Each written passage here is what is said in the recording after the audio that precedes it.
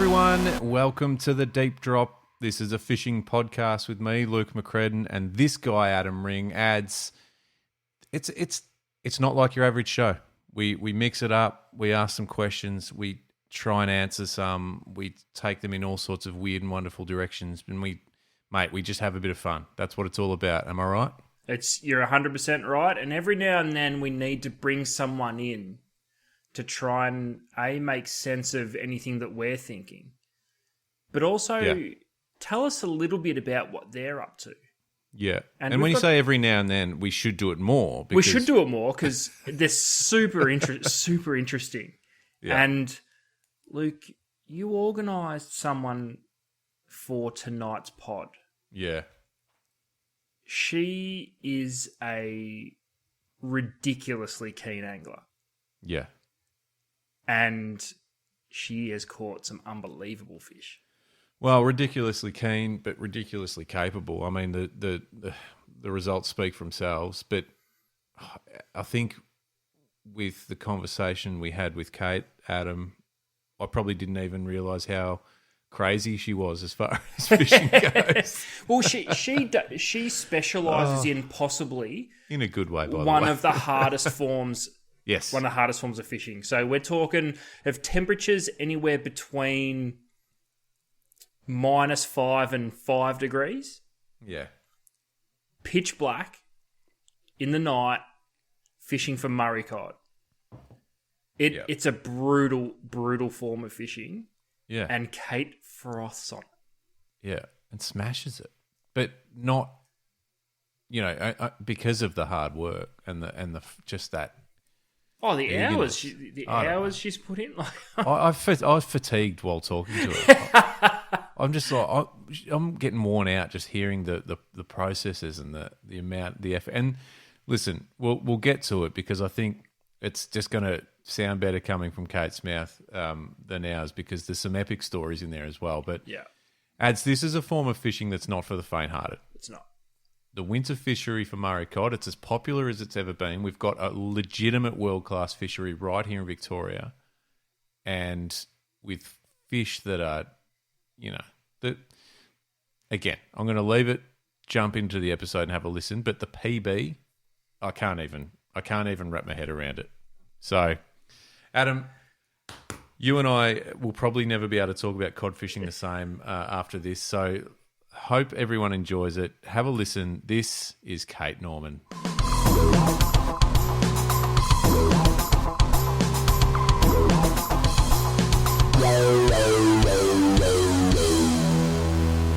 We've started every episode in the last few weeks talking about the weather. Yeah, because it's winter, so we always have to complain about how shit it is. Complaints out of the way? All right, let's move on. But I still look at your Insta post, Kate, and just think, what are you doing? It must be so friggin' cold. Hats off to you, but also far out, man. Don't worry, there are times every single session that I'm out there that I'm thinking, what am I doing? Why am I doing this? Freezing cold at home, nice warm house. I'm out here in the rain, in the wind, and chasing these Murray Cod. Yeah. Well, it's perfect because Luke and I have both been quite vocal on this podcast about how much we don't think that winter cod thing especially looks particularly fun.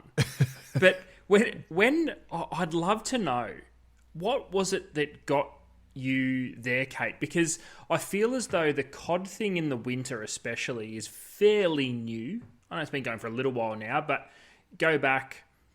Even I feel as though 6-7 years ago, and if you said anything about catching cod in the winter, no one wanted to know about it. Or they just said, no, you can't. So how did you get into it? Was the lure of the fish the thing that thought, okay, I'll put up with these conditions? Because it's not easy fishing.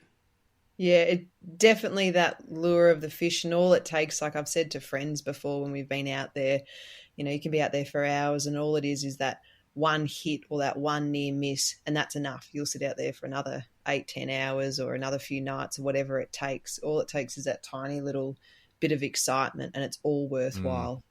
everything. Your night can change within a second. You know, you can spend so much time out there on the water and in the cold and the rain, and you're thinking, you know, what am I doing this for? And within a couple of seconds, that can all change with a fish on the deck or some sort of action. But because I always think too, like this has started somewhere. So someone at some point has just ventured out in the middle of the night and gone, oh shit, it's actually not bad. There's some big fish getting around. Like, how did you get that? Like, where did you, why did you start doing it, Kate?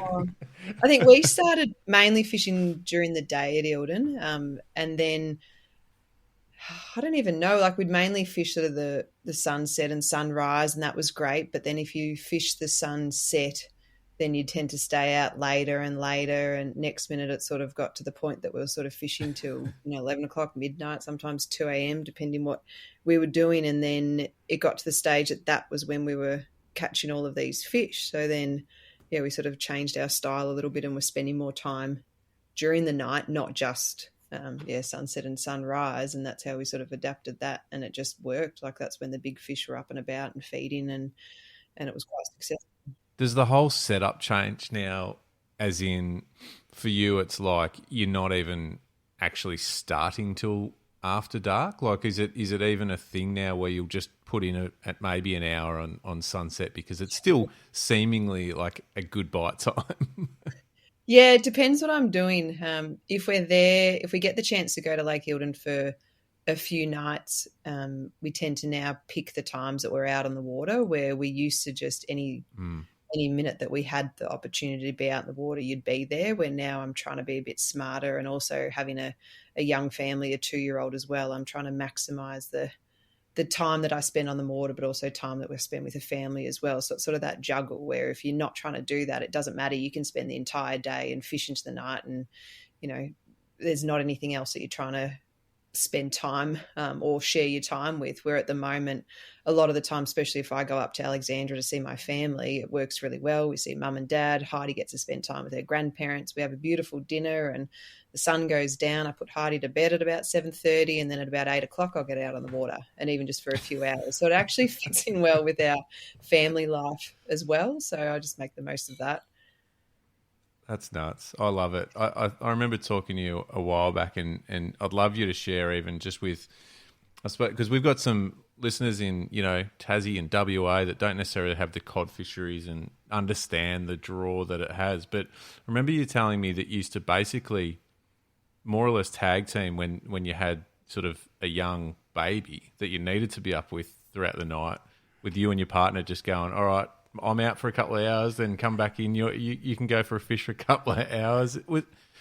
That's amazing dedication. I'll tell you, it still happens though. And I remember when I think Heidi was only a few weeks old, and I was just desperate to get out for a fish. And I think I decided to go out to Moala just for a bit of a session. And so Brendan went out and came back. I think he got back at about 2 a.m. and parked the boat out the front and said, right, you're up. I hadn't slept yet. I was still up with Heidi. So we tag teamed. I jumped in the car and drove out to Moala and fished the morning session, and that was amazing. And I still remember I was out on the water and I rang him and I said, how's she going? And he went, she's fine. She's asleep. Just enjoy your time out there. I said, answer your phone. He went, oh, no. And I said, I know why you're not answering the phone, because she's not asleep yet. He said, enjoy your time out there. Just make the most of it. And that's just sort of the way that we ended up doing it. But even now, she's nearly 2.5, and we still, if we go to Alexandra, because we're there to see family as well. So, one of us will go out after dinner and do the night session, and then get home at midnight or 1 a.m. or whenever. And then the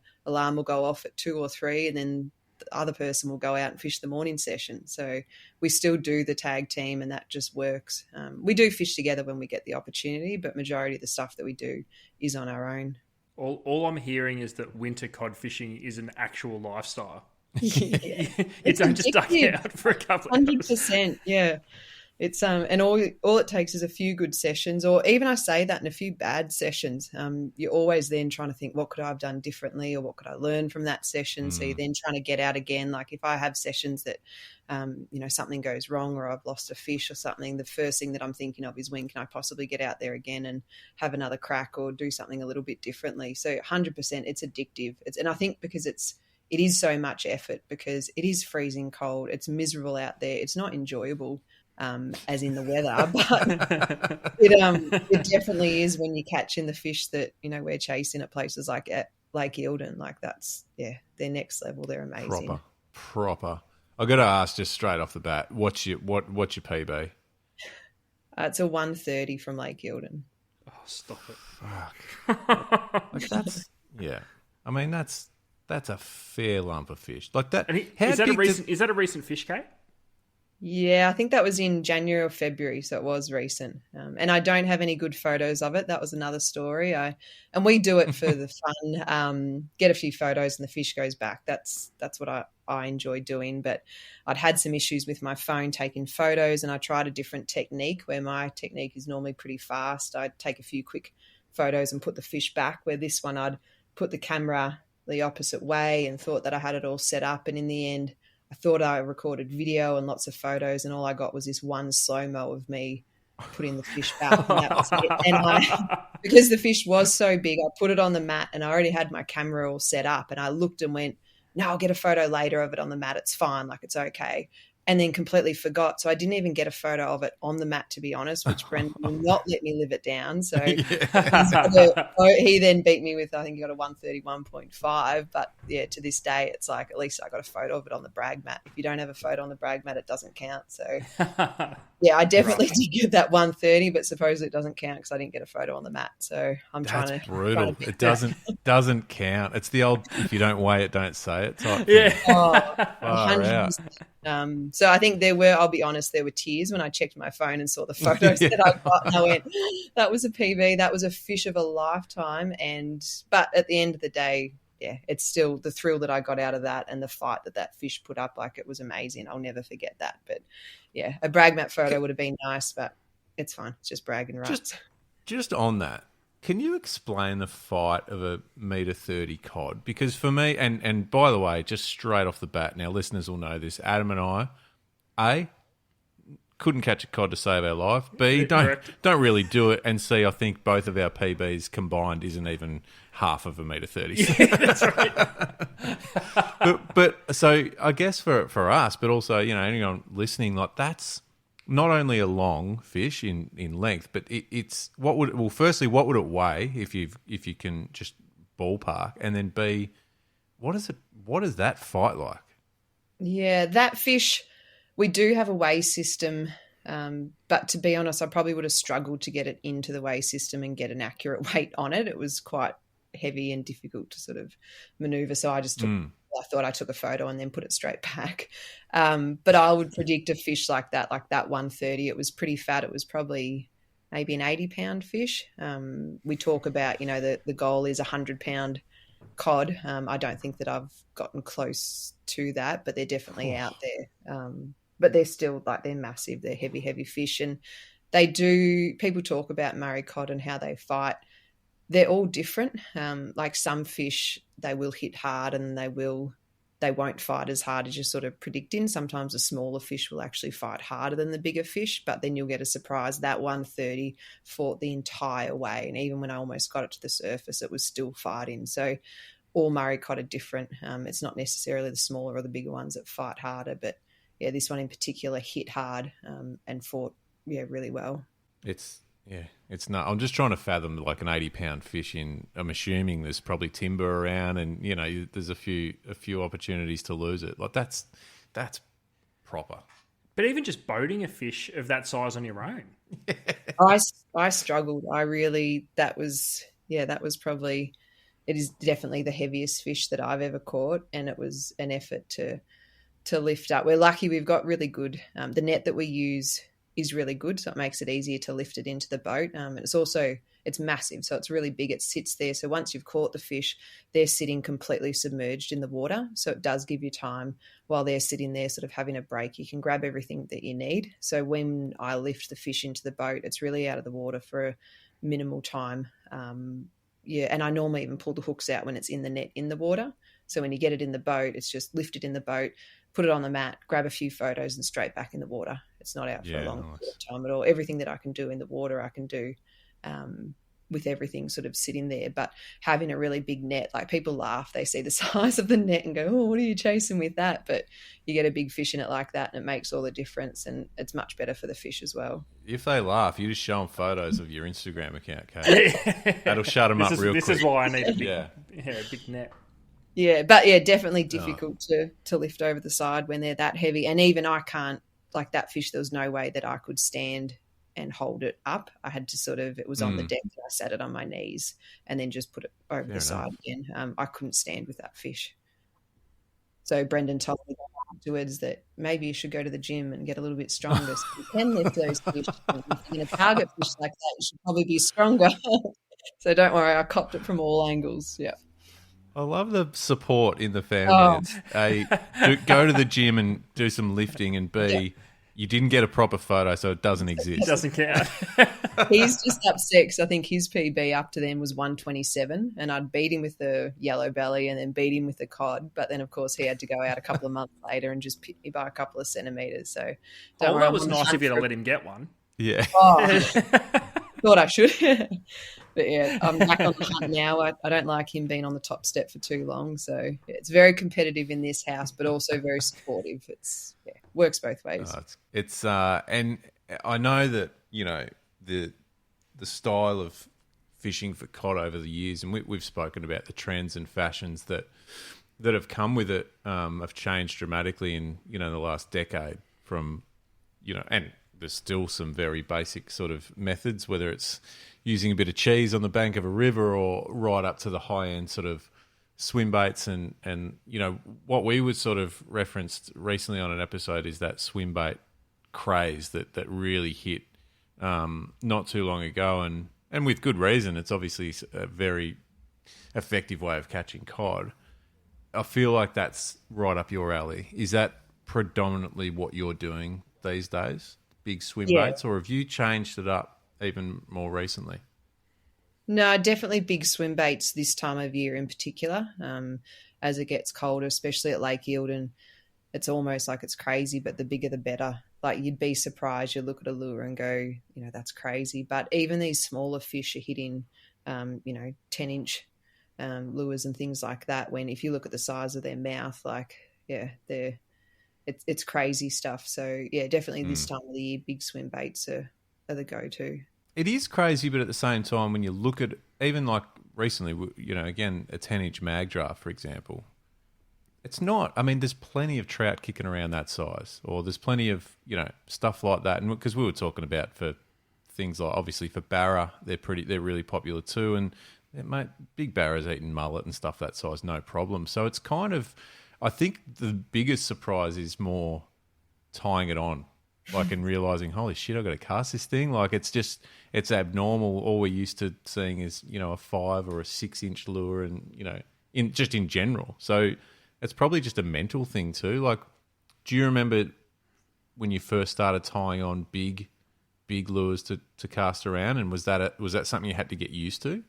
Oh, 100%. And I think I was thrown in the deep end. The first time I ever threw any big lures was we went for a trip up to Copeton. It was a surprise birthday trip. A friend knocked on our door at 3 a.m. Brendan had planned it with another friend and said, "Get up, Kate." And I went, "All right." And I said, "What are we doing?" And he goes, "Well, it's your birthday. We're going on a surprise trip." And I didn't know, but they then whacked me in the car and drove me to Copeton they called it the metering mission. And that was my birthday trip. So we went up to Copeton and absolutely froze our butts off. Never thrown a big swim bait before, but keen on fishing, just wanted to catch Murray Cod, the bigger the better.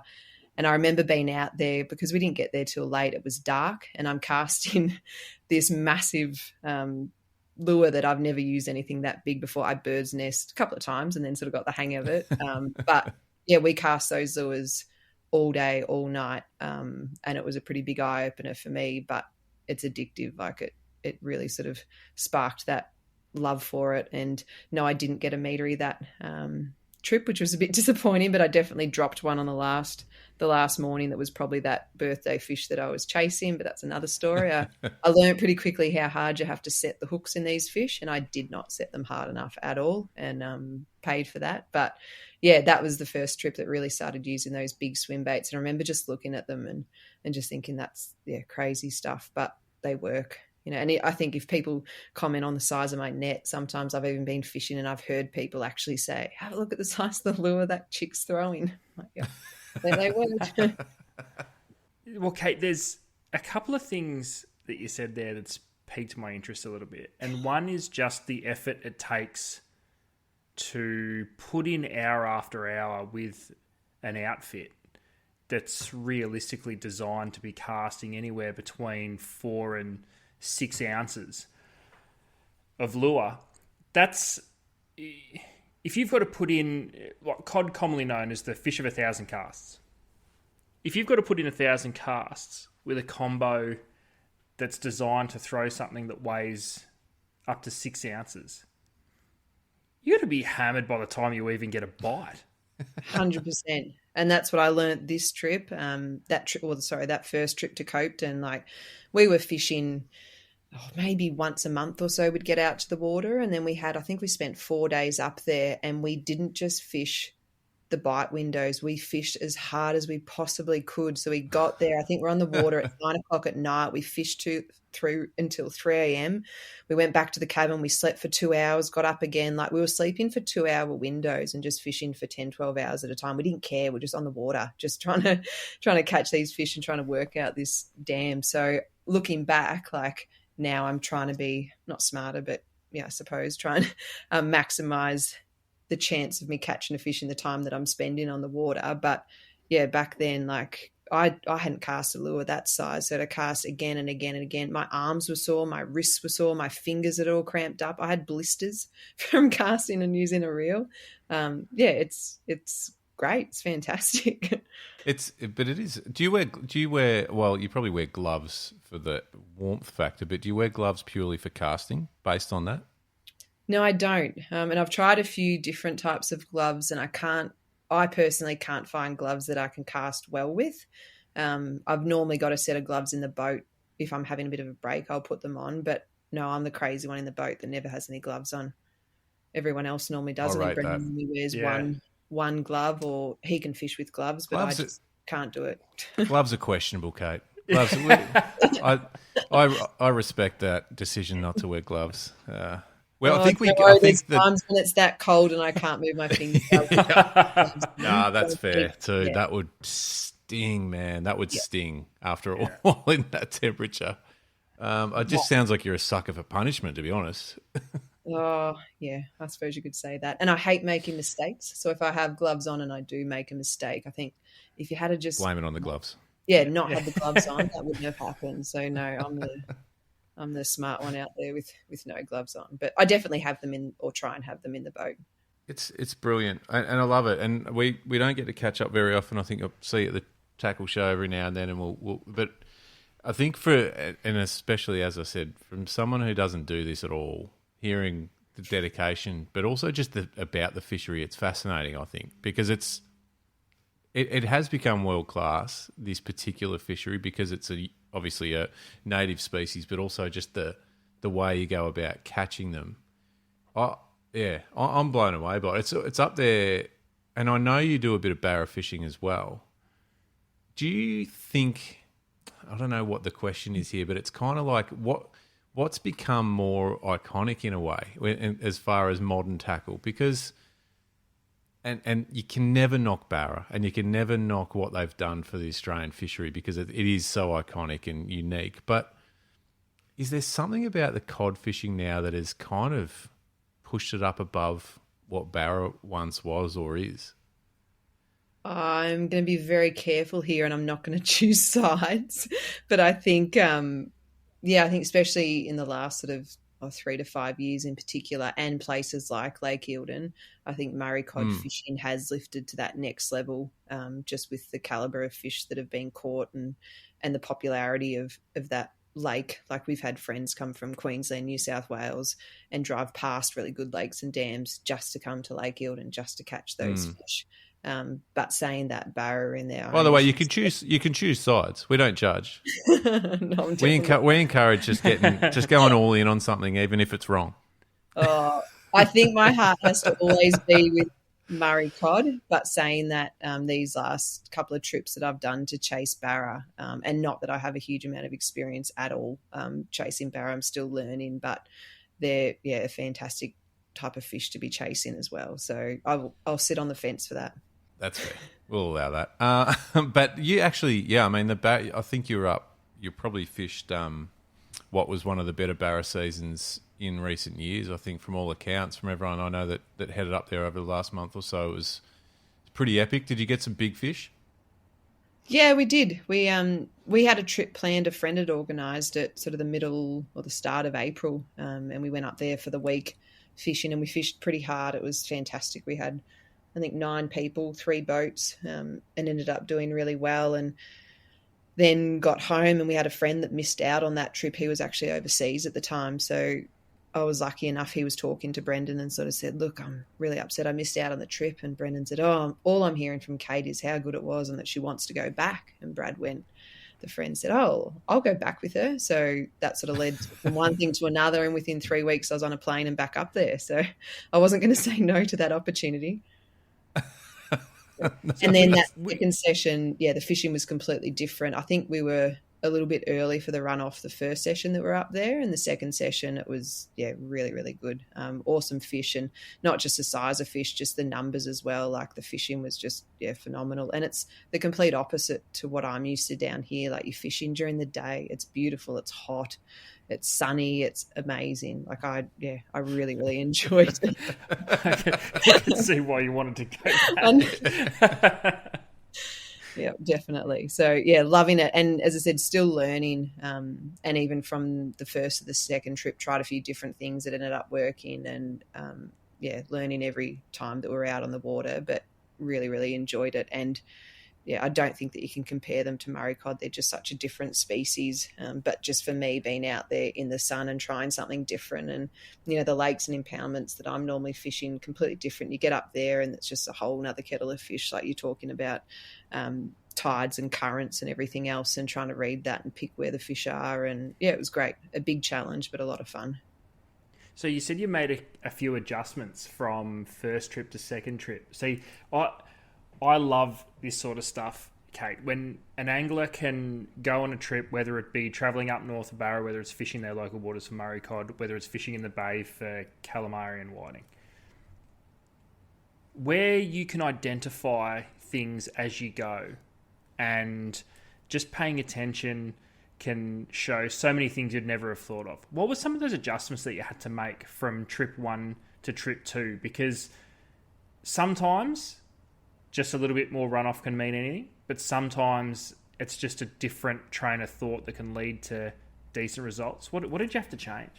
The main thing, I think, it's hard. The first week we were up there, we fished long days.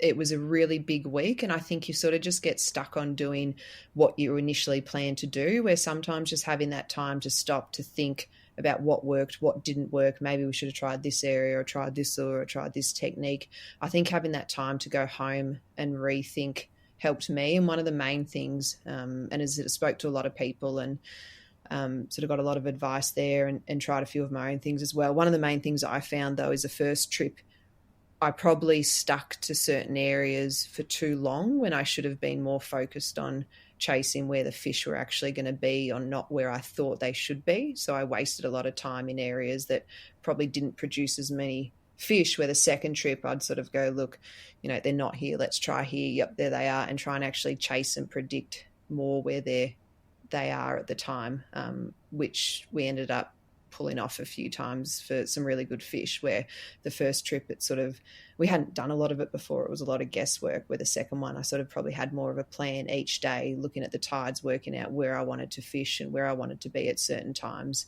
That's probably the main thing. That's a massive one. Fishing, and I'm guilty. I'm a shocker for fishing where I think the fish should be, because it looks so fishy. And whether it be and we just the other day fishing my local waters for estuary perch, this mangrove stretch, I'm just like, this has just got perch written all over it. And fished it hard and way too long. and a couple of days later fished the same sort of area but in open water and found them. I'm like, fuck, they shouldn't be out here. They should be in tight against the mangroves. Like it's such a mental thing, isn't it? Really just dragging yourself away from, hey, it looks good. It looks like they should be here. Yeah. That's a great call and a great example. And just trying to maximise the time that you're out there, like not wasting time. Like we fished, as hard. I fished as hard as we could when we were out there. But, you're chasing Murray Cod and it's, as you said, you're looking at areas that you think are fishy. You think, yep, there's going to be cod around here. And generally you're right, and it generally does pay off. There's certain areas that you'll know are going to hold good fish, where Barra, obviously, because of that push as well, if you misjudge that, not that you're wasting your time, you might pick up a fish or two, but there are other times that you get to the point that you're just like, yep, I'm on, I've nailed it. I know where they are. You can chase them down. And I think the second trip sort of just putting a lot of that together as well helped. And that just goes to the argument of time on the water, doesn't it? Whatever it is that you're doing, whether it's something as basic as bread and butter in the bay, or you're up north on Barra or cod, it's time on the water is everything. Because you don't, fair to say that most people down south don't get sort of the second opportunities a couple of weeks later to go and redeem things that they did on Barra. But that, like, just realistically speaking, so it's like it makes such a big difference to be able to go have a second crack and learn. As long as you're willing to sort of learn from it as well, I suppose. That's the other part. And I think that's why I sort of jumped at it. I think we were looking at hopefully maybe getting back up there later on in the year. But, just talking and discussing things with Brendan, and I went, we should have done this and we should have done that, and we should have tried all these different things, and then talking about it and then just having that opportunity, I jumped at it, and I 100% overcommitted. I flew up there, I think it was on a Sunday night, and then fished. I think we got out there on the Monday and fished Tuesday, Wednesday, Thursday, and we fished till about 7 o'clock Thursday night, then drove into Darwin, flew out on the red eye, the midnight flight, and then landed in Melbourne early that morning and drove straight out to Lake Eildon for the fishing competition out there. So it started at 2 o'clock on Friday. So I think I'd had about 3 hours sleep on the plane and got out to Eildon ready to fish a 3-day fishing comp, which was stupid. It was, once I got out to Eildon, I went, I'm dead. I've just fished probably one of the biggest weeks of my life, and just had this crazy flight back from Darwin at midnight, and then no sleep, straight in the car for a few hours and straight out. Brendan met me at Eildon with the boat, and we were ready to go to fish this competition. So it seemed like a really good idea at the time, but I 100%, to rock up to work on the Monday morning, I was a bit tired. I need a week off to recover from that. I'm thinking about having tomorrow off just listening to this story. 6 days of fishing, flat out. So 3 days of chasing Barra, and literally the next night, chasing cod for 3 days. Like, it doesn't get better than that. And it was from that is pretty epic. 30 degrees in Darwin down to about, I think it was about 4 or 5 at Lake Eildon, and rain. And it was definitely one extreme to another. And whoever invented the red eye flight is nasty. Because I did one recently back from Perth, and it was horrible. I don't know what I was thinking either. We thought we'd get on an earlier one the night before, and let's do that. It's midnight flight, and Jesus Christ, you can't feel good after a flight like that. No, and there's something eerie about an airport at that time as well. Sort of being. Yeah. Well, I was actually flying this plane. I was surprised that night. I thought, God, why are the flights that expensive? And Brendan said, just fly back on the Friday. And I went, no, because I don't want to miss out on this Eildon fishing competition. I need to be back Thursday night. And then I realised the AFL was on that night in Darwin, so that's why it was packed. The airport at 1 a.m. was full. Because they had that AFL game there. So that's why the flights were probably triple the price of what they normally were. But I wasn't missing out of a night fishing at Eildon. So it was a very small window of opportunity that we had, and we just made the most of it. And it was amazing. It was, lots and lots of fun. I need to ask, we've spoken about this regularly in the last 90-odd episodes, Adam, and never really understood any of it, by the way. We just wing it and speak about it as far as our knowledge takes us. But I'm wondering whether you're on board the live scope train, Kate, and what is it that you're using as far as if it is that, or are you still side scan, or whatever the technology is? Where are you at with it? Yeah, so especially fishing at night and chasing cod, I've got live scope and I use it. And during those night sessions, that's really all that I'm using. During the day, I'm more than happy to fish, blind casting and fishing however I like. But particularly for those night sessions or competition fishing, yes, I'm using live scope and using it to target and chase particular fish. So then, to the point before about, obviously the size of the gear you're using and lures you're casting, then does that mean you're casting less? Are you waiting until you find something that you like the look of before you put in a couple of casts at it? Depends where you're fishing and what the fishing's like. Generally at Eildon, I think that you definitely would be doing less casts than you would blind casting, because blind casting, you're picking areas that you are predicting are going to hold fish and you're casting into that areas. If it's a bit of a tough bite and I'm not finding a lot of fish at Eildon, then I will just be blind casting anyway, but I can see, is there any action? Is there any fish following the lures and things like that? But the majority of the time you're finding fish that you're then targeting. So you are picking, the size of the fish that you're targeting when you're casting at it. Another question on it. What have you learnt the most out of live scope as far as the way you fish, the way that fish act and behave, the way your lure acts in the, or sinks or performs in the water? What is it for you that stood out, if anything, as the biggest learning from using this sort of technology? Probably two things. The first one would be cod behaviour, sort of things that I'd thought that they'd be doing, I'd find that they're not doing, and the way that they react to certain lures and things like that sort of surprised me. And as I said, I'm still learning. Like I haven't been chasing cod for my entire life. It's really been in this last probably 7-8 years or so that I've particularly been targeting them. But yeah, definitely cod behaviour. I've learned a lot watching that. And also for me, a steep learning curve, like talking about at Copeton, throwing big swim baits, to be able to watch the action of your lure in the water, for me, learnt a lot. Like I would like to get to the point that I don't need to see on a screen what my lure's doing. And I know that there are brilliant anglers out there that don't need to. But for me, while I was learning, to be able to see how quickly the lure's dropping, see its action in the water, I found that a huge advantage just for my own personal learning experience, I suppose you call it. Talk us through the actual learning curve of getting to know live scope. It's such a brand new technology, and admittedly, I've never used it. I've got absolutely nothing against it. I think it's one of those things that if you've got it there, why would you not use it? But to those I've spoken to about it, Kate, it's not as simple as just grabbing a hold of this pole that sits over the side of the boat and just find a fish and start casting. How long did it take you to get used to actually using scope?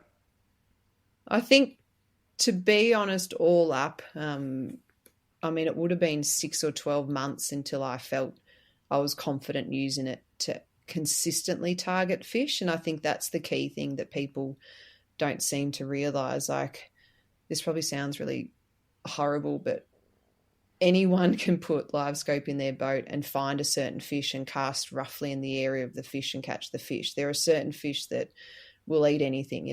There's not that I'm saying there's not a lot of skill, but a lure could be within 15, 20 metres of that fish, and that fish is going to eat. But then there are other fish that, you need to present the lure in a certain way or approach it in a certain way that it makes it a lot more difficult and a lot more challenging. And I think that's where just that time and using it on the water and learning with that comes into play there, to be able to consistently find and target these fish, not just, be able to catch one fish over the meter, because you can definitely get lucky and find that fish that, as I said, is going to eat anything, but it's to be able to do it consistently. I think that's the key. Again, with limited experience with it, Adam and I, we've had a look at it, but it's good. I think it's good that you say that, because I think it's easy to sort of go, all right, I've got it now. Where's all the fish? Why aren't I catching them yet?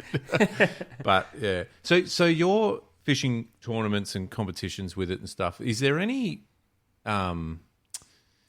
is there any sort of, is it frowned upon? Like, or is it okay? Or like, because there were talk a while back of, and I don't know whether it was cod fishing or I can't remember what it was. And certainly in the States, there's been murmurings of it not being allowed in certain tournaments and stuff like that. How's it sort of, I suppose, how do people respond to it if they don't have it in a tournament and you rock up with a bloody metre 30 cod to win it? Do people get funny about live scope? I think there's definitely people out there that don't like it, which is fine, and I completely respect that. And as an angler, like, I'm more than happy to blind cast. I'm more than happy to sit on the back of a houseboat with a piece of cheese on a hook. Like, as long as it's fishing, I don't mind. And I think at the end of the day, for me, as long as you're out there and you're enjoying it, I don't have an issue with how people fish, and I hope people then don't have an issue with how I enjoy spending my time on the water. And also, it's care for cod. Like, as long as you're doing the right thing by the fish, and all of these fish that we're targeting, it's catch and release. You know, and as I said, like, my setup, I have it set so those fish are out of the water for a minimal amount of time. Really, yeah, as long as care for cod is at the front of everyone's mind, I don't see an issue with that at all. And I think overseas, yes, it has been an issue, but a lot of that is people targeting certain types of fish that they then are keeping, which is then affecting the number of fish, you know, and things like that, where people using them to target cod.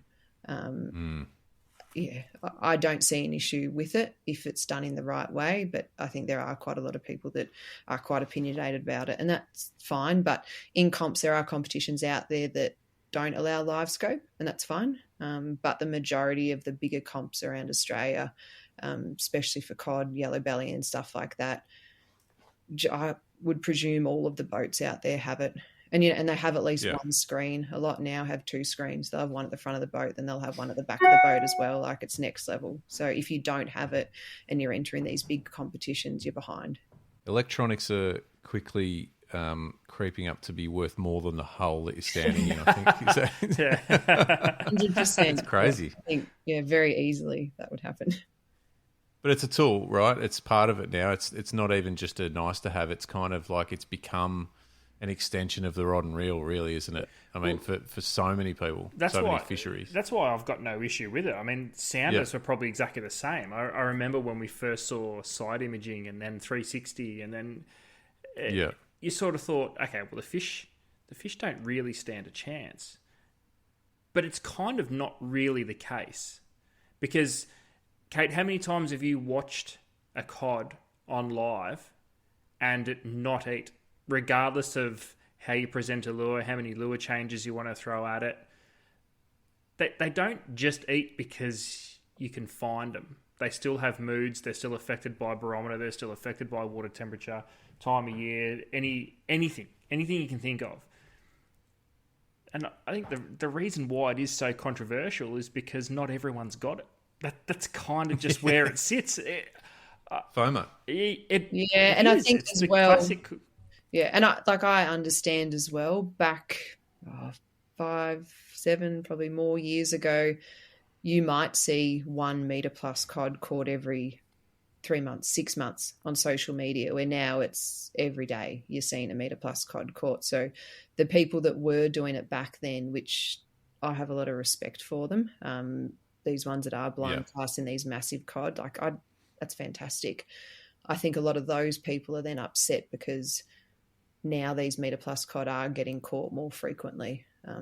It's definitely a changing industry, I suppose. Well, that's just an interesting topic in itself, because I could argue that there's more metre cod in somewhere like Lake Eildon than there ever has been through, huge stocking efforts by the VFA.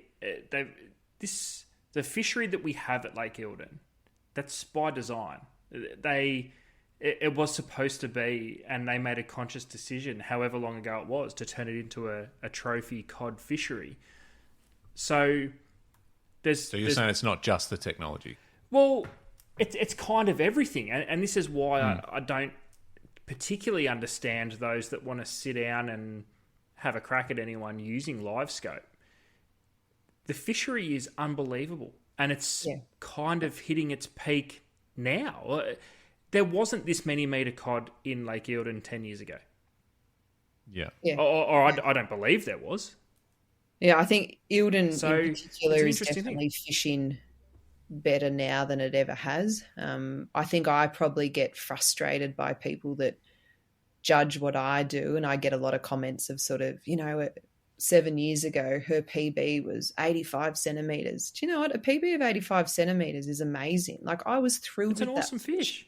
I remember every moment about me targeting and catching that fish. Yes, blind casting. So then the joke is, but then she got live scope and then she's caught all these meagles. The other thing is that back then I was probably fishing for maybe an hour every 2 or 3 months at max. Like, I didn't get a lot of opportunity to be on the water, where then, you turn it up and you're fishing every week. You're spending hours and hours on the water. Like, it's not even she's fishing twice as much as she used to. It's a huge amount of difference in the time that I was spending on the water. So yes, PB will improve. So it's also those nuffies that haven't even caught a half decent fish. So it's just it's a jealousy thing as well. It is, but it's not even. I would put money on majority of these people saying anything like that. Kate, haven't done a trip to Darwin and then decided to catch a red-eye home after fishing for 5 days straight, and then fish for 3 nights straight in 5 degree temperatures to try and find another cod, regardless of what their PB is. Yeah, time on the water is going to everyone's going to get a PB if they increase their time on the water. It's 100%. The reality. I don't care if you've got live scope. I don't care if you've got no sounder at all. Yeah. If you spend more time on the water, you're going to catch them.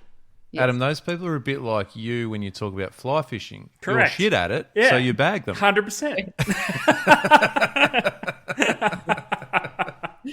Yeah, and I think for me, at the end of the day, like, I love fishing. I love being out on the water. And as I said earlier, any type of fishing, yes, at night, I am using live scope and I enjoy using it. I enjoy that fishing style, but I'm more than happy doing all of the other styles and the other types of fishing as well. And, each to their own. I respect anyone in their thoughts and what they're wanting to do with their journey with the cod fishing. But I just think, as long as we're caring for cod at the end of the day, then there shouldn't be any issues.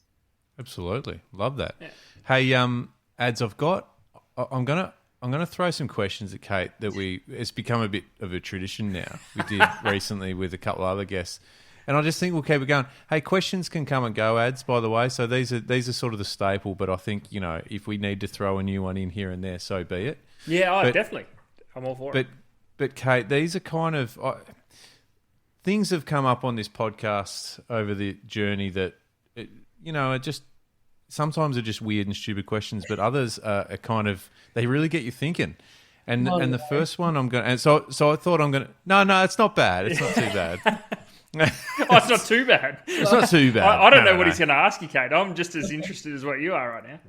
I want to know because I think, so we've sort of flipped them and made them questions without notice to some of the people that come on the show. So I'm going to throw a couple at you if that's all right.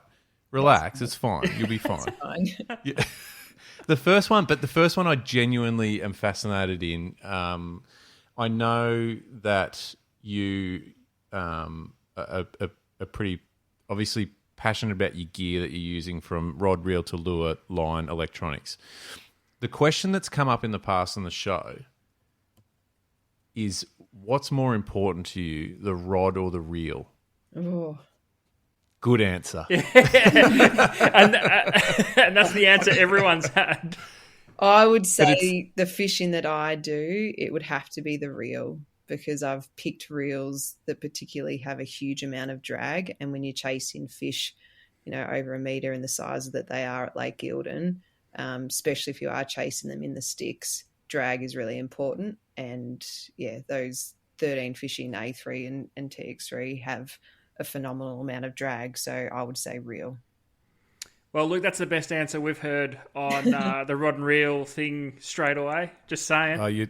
You're talking, Kate, to Adam, who is part of the Rapala stable. So I think that one you'll just send off to the office in the morning, Ads. We might soundbite that one, Kate, because it'd be great to see the sales of A3s and TX3s go up. Can I ask a question on those? And they're obviously good good products. Is that a brand that is big in the cod fraternity?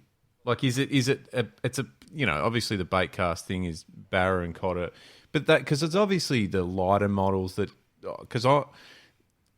the bass fishing and so forth. But do you see it a fair bit in cod anglers with the 13 fishing brand, range of reels? Yeah, both definitely. of you. This is a shout out. Definitely, and especially in the last few years in particular. I think I started using them my first 13 fishing reel probably about 5 or 6 years ago or so. And I'm going to be honest, I read reviews, but the main reason I picked it was its colour. I'm going to be honest. It was a nice, beautiful, bright teal, and I went, yep, that's it. My first bait cast, I'm going to buy that one. But since then, I've actually learned a lot more about reels and a lot more about fishing. And, those two models in particular, they're just, they've got a huge amount of drag. And as I said, if you're especially chasing these big fish and near sticks and you're needing that drag, I've used a lot of other reels in the past and I find them really good. Well, that's kind of why I asked, because learning a bit more about them myself, they seem like the perfect sort of put together reel for that style of fishing. Yeah, and the other thing is that they are, for me as well, they're quite light too. So I find I struggle if I'm casting sort of all day or all night. The heavier the reel, even a small amount of weight makes a big difference. And also the size of the reel in my hand, where I find those, they are bigger reels, but they fit really nicely in your hand and I can cast them all day. Yeah, I love them. Yeah, beautiful. That's not a paid ad, by the way. That's just a general unless I thank Timmy you. wants to part way with some cash ads. I thank you for that, Kate, because that was a great answer. No, very good. All right. The next one. How do you feel? I mean, and we know you've just spoken before about you've fished some tournaments and bits and pieces. We've got the Paris Olympics coming up. How do you feel about fishing being in an Olympic event? That is a really random question. Yes, and that is the deep drop what we do. right there. Yeah. Yes. But you're right. I think fantastic. I think it would be a very difficult competition to run at the level of the Olympics. But yeah, sure. I don't see any issue with why. God, they have everything else in there, so why not put it in there? Glass half full, Kate. Glass half full. But you're right. They do have. We went through the events because the kids were asking about it just the other night. Because when is it? September or something? Anyway, it's coming up, and looking through the list of events, Jesus Christ. Yeah. Breakdancing is still fucking there. Fishing's a no-brainer. It's got Fishing's more of a sport and more of a spectacle than half of this shit. Anyway, whatever. Great. Yeah. Good on them. My answer is yes. Yes, get it in correct. there. Great. Good answer. Now, this one, we're pretty firm on the answer of this, but I reckon I know the I'm question. I'm going to allow a bit of leeway, ads, because I'm with you. If it's the know question, where I'm going with if this. It's the question Yeah. I think you're going to ask. There is definitely leeway. Given the time of day or night that you are fishing a fair chunk of, Kate, I'm going to allow you to really you can own this, because I don't know if I've even got an answer for this. So the question is boat snacks. What is the go-to boat snack for you? Oh. See, It's really important. So it's pretty hard to eat. It's pretty hard to eat when you can't feel your fingers. it is. And do you know what I've learned from my mistakes in the past? When I'm fishing at night, it gets cold. It's always wet. It's always foggy. It's misty. So things like, what I would normally go a bag of chips or some Pringles or something, they go soggy after a while. They're no good. Bags of lollies, no good. They get condensation and stuff on the inside. So you got to go for stuff that's individually wrapped. I'm not going to lie. I'm like maybe a couple of Mars bars or something, or some apples, or I'm pretty boring with boat snacks, but I definitely have a lot to choose from. Muesli bars, things that are wrapped so they don't go soggy with the wet. Yeah. The weather. Like I said, there's a bit of give there, because there's some, you're against the elements. Yeah, it's not eating weather, that's for sure. Just for the record, the correct answer is barbecue shapes. No, definitely not, because that makes a huge. But they wouldn't survive. Yeah, I'm sorry, but barbecue shapes are not on my list of things to have in the boat. And that's fair. No one wants. as much as we love barbecue shapes here on the Deep Drop, no one wants a soggy barbecue shape. Yeah, definitely not. No. And all the little crumbs going everywhere. Sorry. No, I'm going part of the journey. digitally wrapped. Yeah, fair. No, that's fair. That's fair. Are you a thermos type person? You know, bringing out a big mug of hot chocolate or something with you? I'm 100%. I'm a jet boil girl. When it's getting a bit tough, I get boil out, because guaranteed as soon as I get that out, someone else in the boat catches a fish. That's what happens every single time. Ooh, okay. But I'm like, I need a break. I just need to warm my hands up on the jet boil, heat up some water, have some 2-minute noodles or a bit of a coffee or something like that, and someone else will hook up, guaranteed. But yeah, definitely all over a thermos. Jet boil. That's good product. That's up there in one of the better developments in that style of thing in the last sort of. That's up there with LiveScope, jet boil. I don't know about that. Old with LiveScope and then jet boil. Interesting. All right. Look, they're the key questions I had just off the back of some of our topics. There's a million that we could go through, but I didn't want to. I just wanted to throw them out there and see. I think. That's an interest. It's the only time probably in the Deep Drop history that we will allow the shapes not to be the answer. Yeah, I couldn't think of anything worse. I'm sorry. Yeah. Okay, you're taking it too far now, Kate. Just pump the brakes a little bit. You know what, though? I'm not going to lie. Sometimes I have had a box of barbecue shapes in my car for the drive home. So I'm not against. Of course you have. But just not in the boat. You have. No, not in the boat. Yep. Trying to fish at night. Sorry. Well, you've just completely redeemed yourself, so that's completely fine. Well done. And it's the truth too. Yep. Always a cheeky box of barbecue shapes in the car. That's fine. Just not in the boat. Yeah, fair. Yeah, fair. No, that's totally fair. They're still on the trip. Yeah, I'm completely happy with that. Yeah, absolutely. I'll tell you what. We'll let you go. You're probably about to get on the water now. As we record this, it's getting close to 9 o'clock. It's nearly time to kick off for Kate. Oh, I've got to work tomorrow. Work always gets in the way of fishing. I know. But yeah, no, massive thank you for coming on. We've been trying to organise this I'm now realising why we haven't been able to get you on the show, because you're like, oh, I'm busy that night. Yeah, you're fishing. Absolutely appreciate your time and loving what you're doing. Like, seriously, you are more hardcore than I even realised after chatting to you tonight. So hats off to you. Hopefully we can catch up soon. I think we've got the trade show coming up. If you're going to be up on the Goldie again for that, it'd be awesome. We can go and have a drink and talk more about the fishing that Adam and I won't be probably doing. Yeah. That sounds great. Thank you very much for inviting me on to have a chat. Anytime. And we'll get you on again because we need to learn more about this stuff. Heaps Thanks, Kate. Good on you. Thank you very much.